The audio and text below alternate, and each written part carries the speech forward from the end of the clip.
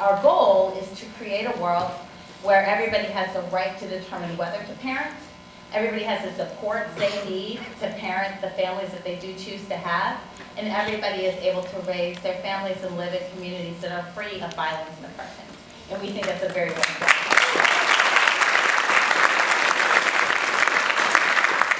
So let's dive in. Yeah, I'm like looking at the mic. Billy Fleming, what you been up to? So welcome, and tell us a little bit about yourself. Sure. Well, one, can you guys hear me? There you go. Is that better? Yes.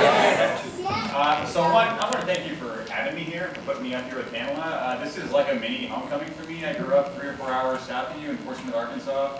Please get closer to the mics. Yes. How's that? That's like a serious, whoever that is, that's a serious organizer voice. I mean, that's an intense organizer voice. Okay, go ahead. All right. Is it getting me? Yeah. So I grew up 3 or 4 hours south of you in Portsmouth, Arkansas. We grew up in a working class family. So my parents worked 3 to 4 jobs between them, waiting tables and tending bar.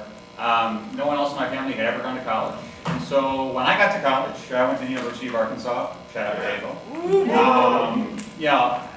My perspective at that point was I'm the only one from my family who's made it to college. I've got to put my head down and do my work and kind of block out the rest of the things that are around me. And I was also, my generation, like a lot of you in this room, I think looked around and saw politics and saw politics stacked against folks like my parents, and thought, there's not much point in somebody like me trying to wade into that world. That all changed for me in 2007 when I packed into a car with some friends and drove to Davenport, Iowa, and saw a skinny guy with a funny name give one of his first, presidential campaign speeches. Woohoo! And I went to work for him, and so after that, my life has really never been the same. And here I am now with a bunch of friends helping run Indivisible and a bunch of other lovely people like Hillary and her group here today. Woohoo!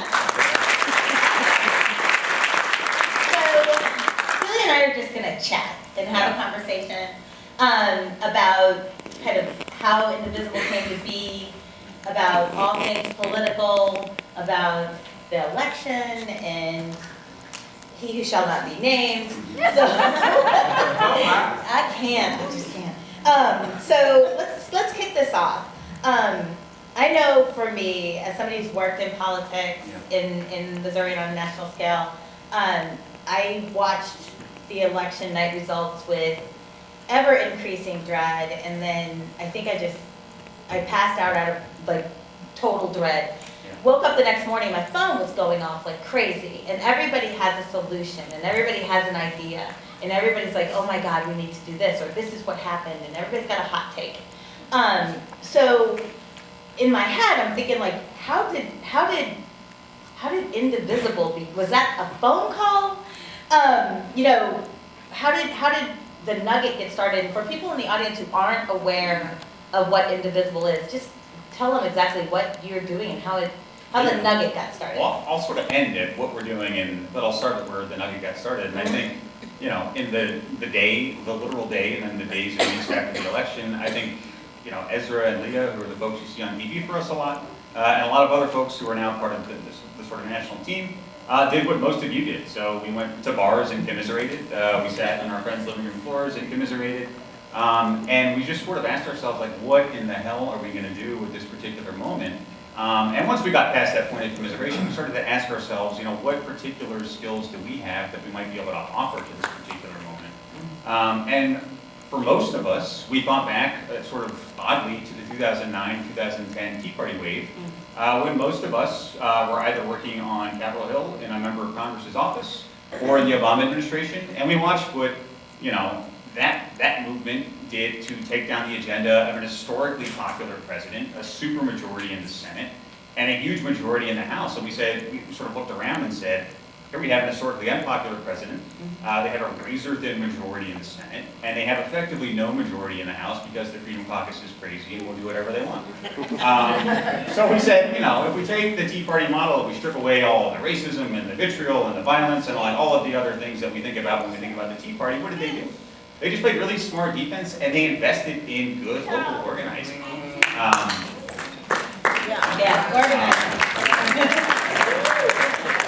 I'm not gonna be Jeb Bush up here and tell you to clap, so. That was our model. I'd like to say that we did it in a really purposeful way to build a national organization the way that people might do that, but, you know, we wrote all those ideas down, first on cocktail napkins and then in a Google Doc, and anybody here see that original Google Doc? Hey. Nice. So, I mean, one, like that document was a mess, like a hot mess. It was full of spelling errors and formatting mistakes, and I was supposed to proofread it, so that's mostly my fault.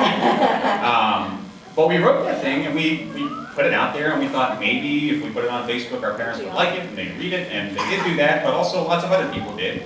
And we all sort of watched in amazement that first night it went live as it went from the 10 of us sitting around reading it to a few hundred, to a few thousand, to 10,000, and then it crashed because Google Docs can't handle that many people looking at it. And we woke up the next day, and that was December 17th, we woke up the next day and got to work building an organization, and here we are a couple months later, or 5 months later, with 6,000 groups, with at least 2 in every congressional district, and an average of about 16 in every congressional district in the country. And we've been blown away by not just the energy of our groups, but the unbelievable talent and competency and charisma of the people who are running our groups at the local level. I'd like to say that like we deserve lots of credit for all of the success that's been had, but we don't. And I'm gonna make a weird reference to my mom for a second because she's an embarrassingly big Pearl Jam fan. So if you ever go to my parents' house in Fort Smith, she has Eddie Vedder's face on like all the throw pillows. That's awesome. So I thought it's really weird. My dad's convinced she's gonna leave him for him. For Eddie. Yeah. But I say that because, you know, I make a lot of references to her and to music when I talk about this kind of work. And our groups, like, you know, Indivisible KC, are the rock stars, and we're just their roadies. So we're giving them the information they need to do the work that they're going to do. Fantastic. So thank you for that background. So given the fact that you've got all these rock stars, you've got 2 rock star groups in every congressional district, which is just phenomenal. You know, there was energy behind that. So I think everybody's had their hot takes, and now that we're 5 months into the resistance, you know, I think the dust has settled, and we can take a really strong look at what happened and the reactions that people had. What do you think? Like, why do you think the reaction was so strong? I've got my ideas. I mean, I obviously had a hugely rejecting reaction to the election. But why do you think it was so strong? Because we had the Women's March. Hello, that was amazing. We had so many amazing acts. We had the resistance against Trump's Muslim ban. And each time these things have happened, I've been blown away at the volume of people. And I see just the pace in the organizing that's come together for Indivisible just is breathtaking. Yeah. So what do you think is behind all of that? Well, before I say what I think is behind it, let me just say, you know, I remember doing organizing work back in Arkansas in 2007, 2006, and struggling to get like 30 people in a room to hear a gubernatorial candidate talk. And when you go watch like the Ozarks Indivisible group do their regular meetings, and I take full blame for like them getting way too many shout outs for us because I use our Twitter account a lot, and I'm from Arkansas, so I retweet them a lot. They get like 500 people at a weekly meeting. They got 3,500 people to a town hall with Senator Tom Cotton. Like, that is unheard of. But every day, and all of our other groups across the country, and all kinds of other folks who are doing similar work but don't fall under the umbrella of Indivisible, are energized because they all rightly recognize that Donald Trump is an existential threat to all people everywhere.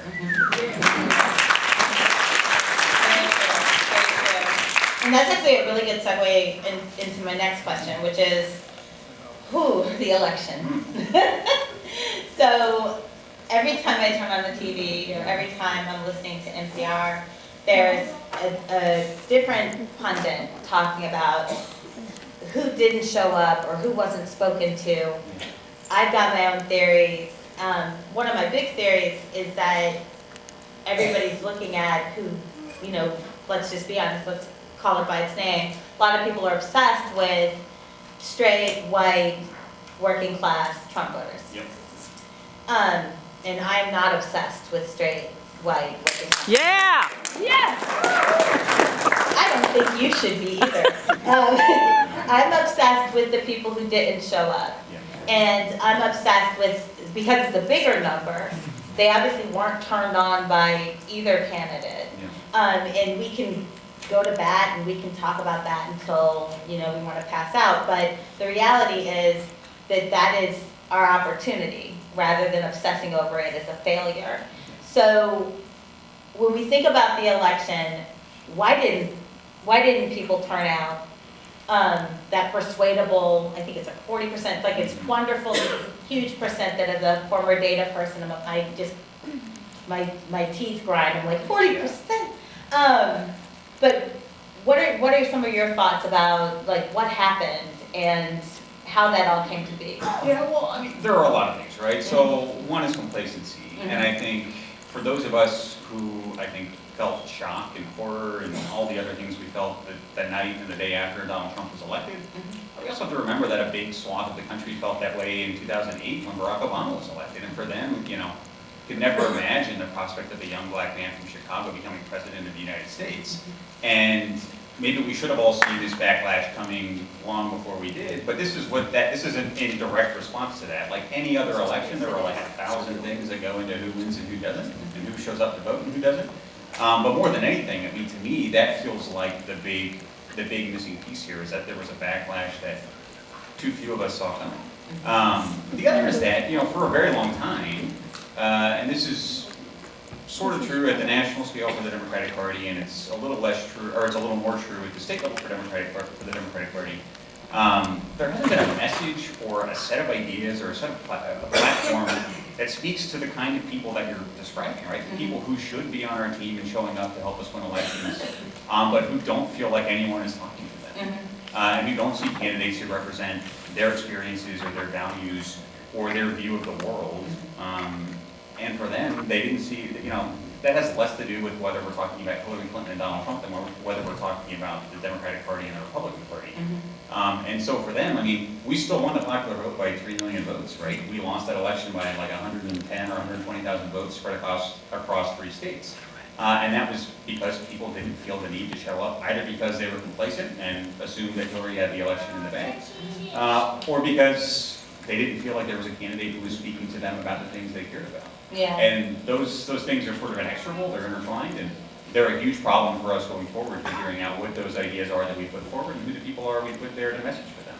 Right. And then in the sense of movement building, when we think about how much time and energy, and God help us, money is invested in building up a candidate's image, and how much more impactful, at least in my viewpoint, it would be if we spent that money focusing on building up the issues image. Yeah. So that if we, instead of talking about the candidate, let's talk about